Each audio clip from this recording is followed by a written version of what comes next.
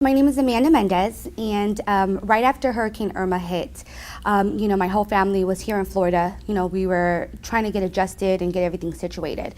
And before we can even get settled, that's when Hurricane Maria approached Puerto Rico, which is a second home. My parents were born and raised in Puerto Rico, and I still have many family members out there. So during that time, we were really worried. There wasn't much we can do, and by the time they realized how large this storm was going to be, it was too late to evacuate. In addition, we have a student, which is a close friend of mine. Her name is Lavinia Gonzalez, and she was doing her externship out there. So I spoke to her right before the electricity went out through text message, and it was sad that I wasn't able to contact her for days, or my family. It was really difficult. So at that point, I realized I wanted to do something to help in any way that I could. So I know that the dean of our school, Dean Sutton, was speaking out to students, and he did want the school to get together and make an initiative to help everybody because there was Hurricane Irma that affected Florida, Texas, and the islands. And so student government, took a vote to see which way they wanted to go to get everybody to work together. They had chose to limit their relief efforts to Lee County schools. So at that point, I realized, you know what? I'll take on Puerto Rico.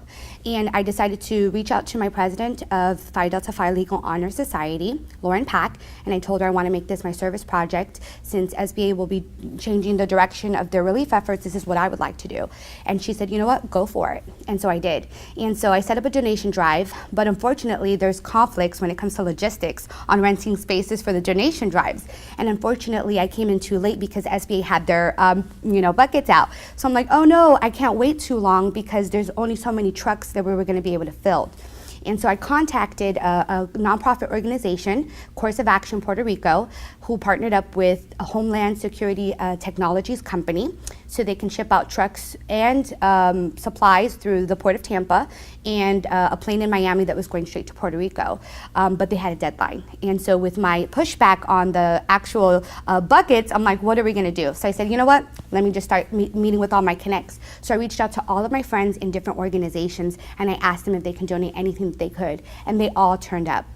They were all able to come with $50 donations, $100 donations. They took votes immediately. They did executive emergency meetings just to really help so we can all get together. And at the end of it, I was able to raise $570. So at that point, I said, we have one more week. And I was going to take the weekend off because I had the MPRE on Saturday, and I get a notification saying that they already did 200 million tons of supplies, so the last truck will leave Saturday, November 4th, the day of the MPRE. And I was not prepared.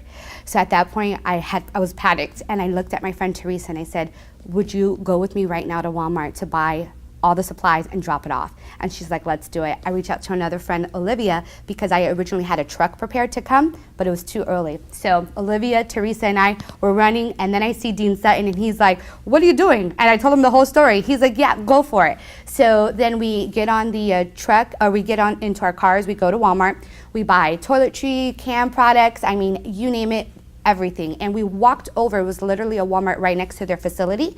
So I walked over to them first and I said, tell me what you need right now this moment. So in addition, they said there was 2 families that had evacuated and came out here and had no clothes. So in addition to buying supplies, we bought the 2 boys, clothes for school and things of that sort. So it was pretty rewarding. We walked it over, dropped everything off, met with all the people, asked them about what they were doing, and it was just such a great experience. So at that moment, we dropped everything off. We did everything in 3 hours. We all came back to the library, studied for the MPRE, and took the exam the next day. But it felt so good. So after that, I wanted to spread the word, the message that when Cooley students get together, anything is really possible. When you really have a conviction, you really want to help somebody, that motivation enough, just ask. It never hurts to ask. So I realized that, I have a lot of friends out here and they're involved in networking is important. And I think that's going to be important in my profession.